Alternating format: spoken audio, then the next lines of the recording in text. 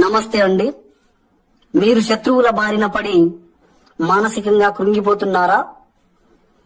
దేహబలంతో వాళ్లను ఓడించలేకపోతున్నారా? అయితే క్షుద్ర మంత్రాలతో వాళ్లను బంధించి వాళ్ళు శాశ్వతంగా కృంగిపోయేలా, కృషించిపోయేలా చేయవచ్చు. ఈ యొక్క నిమ్మకాయపై 4 మేకులను నలుమూలలుగా అష్టదిగ్బంధనం చేసి వాళ్ళ యొక్క బొమ్మను గీసి దానిపై మనం ఇక్కడ సూదులను పొడుస్తూ ఉంటే వాళ్ళ గుండెల్లో కత్తులను దించినట్టే. వాళ్ళు మానసికంగా కృంగి కృషించి ఆరోగ్యపరంగా మంచాన పడిపోయి శాశ్వతంగా ఈ లోకాన్ని విడిచిపోతారు. దీనికి భేతాళ శత్రునాశన మంత్రం 3 రకాలుగా ఉంటాయి.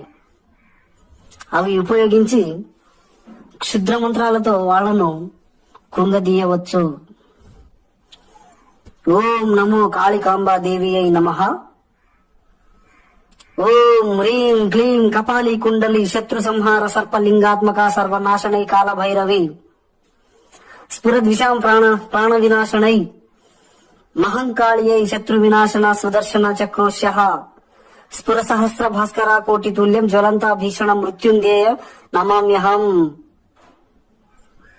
ఈ మంత్రానికి తోడు మరో 2 రహస్యమైన మంత్రాలుంటాయి.